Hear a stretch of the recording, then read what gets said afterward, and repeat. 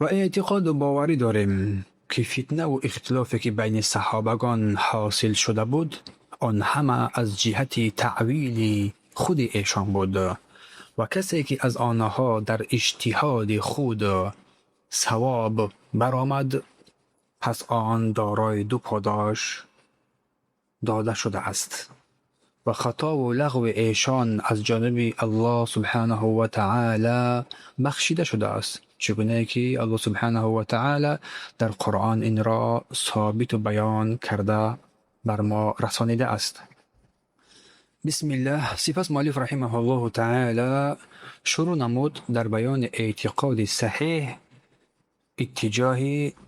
صحابگان کرام رضی الله عنهم و فتنه که بین آنها واقع شده بود و فرمود و نعتقد ان ما جرى بین صحابه رضی الله عنهم من الفتن و اعتقاد و باوری داریم آن فتنه و اختلافی که بین صحابه ها حاصل شده بود فقد صدر من تعویل و اجتهدوا فیه، یعنی که صادر شده از آنها این مسائل با اجتهاد و تعویل خود ایشان. فمن كان منهم مصیبا كان له اجران، و هر کس که از آنها در این مصیب باشد، نه که صحیح برآمده باشد قول و اجتهادش تعویلش، پس وی از جانب پروردگار دو اجر که داده می شود. و من کان منهم مخطئا فله اجر واحد، پس هر کسی که اگر که از آنها اگر که خطا کرده باشد برای یک اجر پاداش داده می شود به خاطر همان اجتهاد و تعویلی که کرده بودند و خطأه مغفور له، و خطاگی کرده بود از جانب الله سبحانه و تعالی عفو کرده می شود. و نرى انه یجب کف عن المساویهم، و می بینیم و اعتقاد و باوری می کنیم و خطا و لغت ایشان از جانب الهی بخشیده شده است، طوری که در قرآن این در آیه های بیشمار ذکر و بیان گشته است. فلا نذکرهم الا بما یستحقون من الثناء الجمیل، و آنها را ما ذکر نمی نماییم مگر آن چیزی که مستحق و سزاوار هستند از ذکر و زیبا، از ذکر یاد زیبای.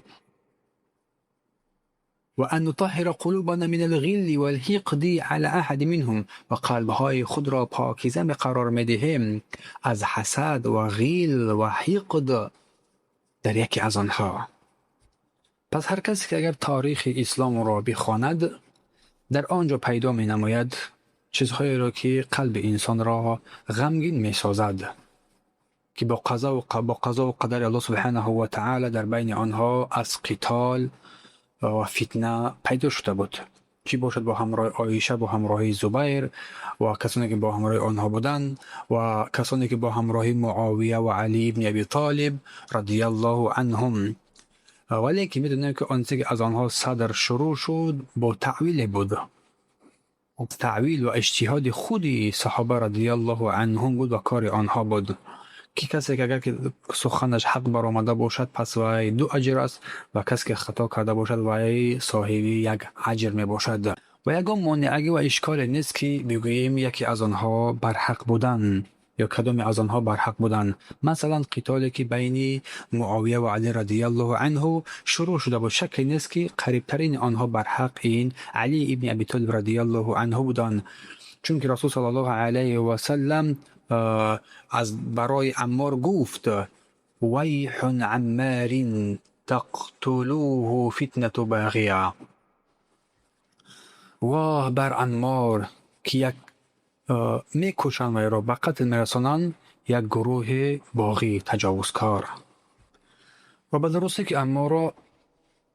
اصحاب معاویه به قتل رساندند و علاوه بر این ما نباید بر این صحابه و اصحاب معاویه بغض و حسد داشته باشیم و کرامتی که آنها دارند آنها را ما نادیده بگیریم، بلکه میگوییم آنچه که از جانب آنها صادر شده است از تعویل و اجتهادی که بود، در آنچه که آنها سعی کوشش نمودن و اجتهاد کردن از آنها مغفور است. کسی که ثواب برآمد از بر آنها دو اجر است، کسی که خطا کرد بر آنها یک اجر دیده می شود. و می بینیم اینکه واجب است بر ما زبان خود و دست خود را از سخن بد گفتن بر آنها حفظ و حمایت نماییم و آنها را ذکر ننماییم مگر در خیر و نیکویی، در آنچه که آنها سزاوار آن هستند از ذکر نیکو، و قلب‌های خود را نسبت آنها از غیل و از حسد و از کینه و غیر از اینها پاکیزه نماییم. اما نشر کردن آنچه که بین آنها شده بود، بین مردم این را نشر کردن که فلانی فلان کار را کرده بود، فلانی فلان کار را کرده بود، شک نیست که این امر حرام است و این جایز نیست. اگر نسبت غیر صحابه اگر این کار جایز نباشد، بدی های یک کسی را منتشر کردن، پس نسبت صحابه این از باب اولا است که منتشر نشود و طعنه زدن در حق صحابه این امر آسان است. چون طعنه زدن در صحابه در اصل این طعنه زدن بر پیامبر و بر شریعت است و رسول صلی الله علیه و طعنه زدن است و کسی که بر صحابه و بر پیامبر طعنه میزند پس وی بر الله سبحانه و تعالی در حقیقت طعنه زده است. پس هر کس که اگر که در صحابه طعنه بزند 4 جهت رو در بر میگیرد. اول طعنه زدن در حق آنها که این واضح است، معلوم است. دوم این که طعنه زدن بر صحابه این طعنه زدن بر شریعت است، چون اینها واسطه هستند بین پیامبر صلی الله علیه و سلم و بین مردم که اینها علم را قرآن و سنت را به مردم نقل کردند و بیان کردند و رسانیدند و در راه الله جهاد و مبارزه کردند، شریعت را کامل به مردم رسانیده اند. و دوم طعنه زدن در حق صحابه این طعنه زدن در حق رسول صلی الله علیه و سلم می باشد، چون که این رسول صلی الله علیه و سلم بود که صحابه را تربیت نمود، با او ایمان آوردند و از او پیروی نمودند. و معلوم است از عرف و عادت بین مردم که اگر که یک انسان درجات بالا و مقام باشد، اگر کسانی که با او هم صحبت هستند اگر در همنشینی آنها اگر طعنه زدی، پس در خود همو انسان شخص بالا مقام طعنه زده می شود. و شکی نیست که اگر طعنه زدی در این اصحاب این انسان، دوستان انسان، طعنه زدن در خود همو شخص است. پس این هنگام طعنه زدن در حق صحابه این طعنه زدن در حق پیامبر صلی الله علیه و سلم می گردد. و همچنین طعنه زدن در حق صحابه رضی الله عنهم این طعنه زدن در حکمت الله سبحانه و تعالی می باشد که الله سبحانه و تعالی بر این صحابه، بر این پیامبر صلی الله علیه و این صحابگان کرام را قرار داد که بر او ایمان آوردند و از دین او پیروی کردند، از بهترین خلق صلی الله علیه و سلم، که مردم فاجر، مردم فاسق بدبخت از رافضی ها و غیر از اینها بر اصحاب پیامبر صلی الله علیه و سلم طعنه میزنند یا که نفرانی از آن را طعنه میزنند. پس اتجاه صحابه رضی الله عنهم ان همین احکام جاری میگردد. لازم است که ما باز بداریم زبان خود را از بدگویی نسبت آنها و ظاهر کردن آنچه که الله سبحانه و تعالی آنها را از آنها پوشانیده است. چون که الله سبحانه و تعالی میفرماید لا يستوي منكم من أنفق من قبل الفتح وقاتل أولئك أعظم درجة من الذين أنفقوا من بعد وقاتلوا وكلا وعد الله الحسنى. و از میان شما آنان که پیش از فتح شدن مکه نفقه کردند و با کفار جنگیده اند، با آنان که بعد از فتح نفقه کرده اند و با کفار جنگ کرده اند در اجر و ثواب برابر نیستند. درجه های آنان یعنی گروه اول بالاتر است از آنهایی که بعد از فتح جنگیدند و نفقه کرده اند. و کل وعد الله الحسنى. و الله سبحانه و تعالی هر دو گروه را وعده نیک یعنی جنت داده است. و مراد از فتح در اینجا گفته شده است که صلح حدیبیه است، نه فتح مکه. و دلیل بر اینکه این صلح حدیبیه است آنچه که بین عبدالرحمن ابن عوف و خالد ابن ولید جاری شده بود چگونه که رسول صلی الله علیه و سلم به خالد گفت لا تسبوا اصحابی، صحابگان مرا در شما دهید، والذی نفسی بیدی، قسم به آن ذاتی که جان من در دست اوست، لو ان احدکم، اگر یکی از شما انفق نفقه کند مثل احد، مثل کوه احد، ذهبا طلا،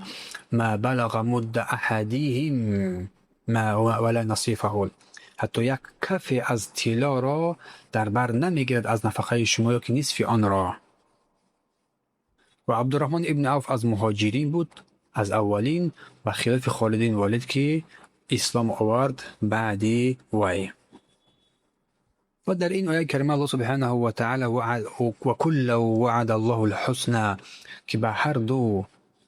حسنا یعنی وعده نیک جنت داده شده است.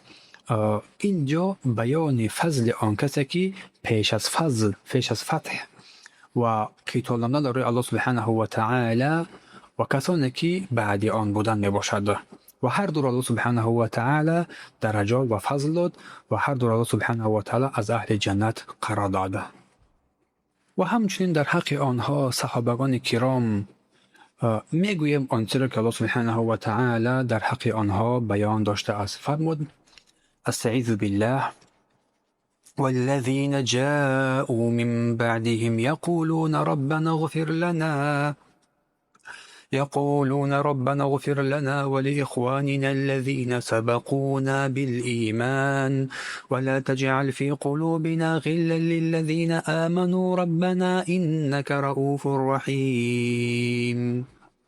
و کسانی که پس از آنها یعنی مهاجرین و انصار آمدند میگویند ای پروردگار ما، گناهان ما و برادران ما را که پیش از ما ایمان آورده اند بیامرز و در دلهای ما نسبت به آن کسانی که ایمان آورده اند هیچ کینه قرار مده. ای پروردگار ما، هر آینه تو با بندگان خود مشفق و مهربان هستی. در این آیه کریمه الله سبحانه و تعالی امر می‌فرماید که طلب مغفرت کردن در حق آنها و اغفر لنا ولاخوان، پروردگار ما را بیامرز و برادران ما که بر ما سبقت کردن بر ایمان آنها را بیامرز، از حقد، از غیل، از حسد، از کبر، از غرور، از همه اینها پاک بساز قلب‌های ما را. ولا تجعل في قلوبنا غلا للذین آمنوا، و پروردگار را آن کسانی که ایمان آوردند در قلب‌های ما کینه نسبت آنها قرار مده. و این آیه کریمه معطوف شده است بر آیه دو آیه قبلی که الله فرمان للفقراء المهاجرین، در آیه دو آیه قبلی در بیان مهاجرین و انصار صحبت می رود، در صحابه کرام رضی الله عنهم صحبت عظیم می رود. در اینجا این رو بر آیه بالا معطوف کرد الله سبحانه و تعالی، یعنی این رو به آیه بالا پیوست نمود که این پیوند در برگیرنده آن است که ما در حق آنها گذشتگان یا خود از صحابه و تابعین در حق آنها همیشه رحمت بفرستیم و دعا کنیم و قلب‌های خود را نسبت آنها پاکیزه نگاه بداریم.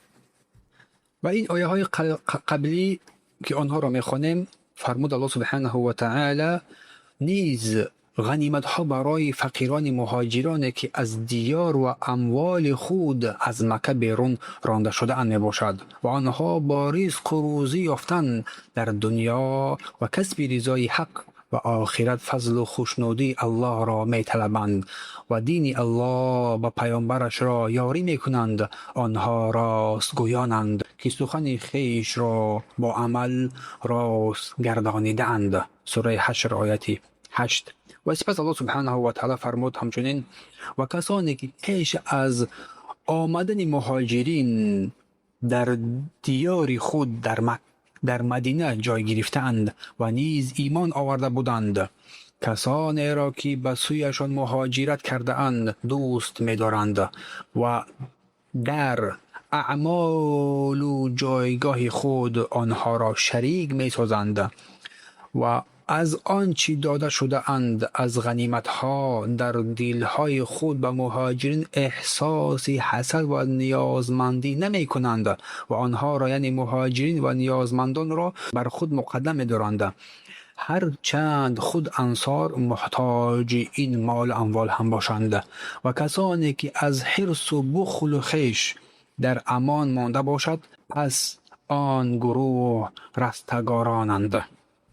امام علی رحمه الله تعالی در اینجا می‌فرماید در تفسیر این آیه کریمه که تلاوت کرده در بیان فیع،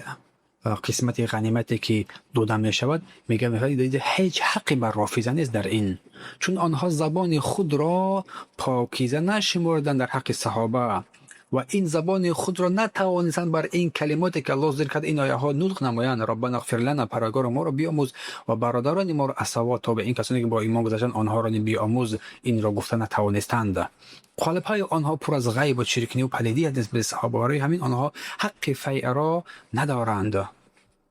سبحانك اللهم و بحمدك اشهد ان لا اله الا انت استغفرك و اتوب الیه.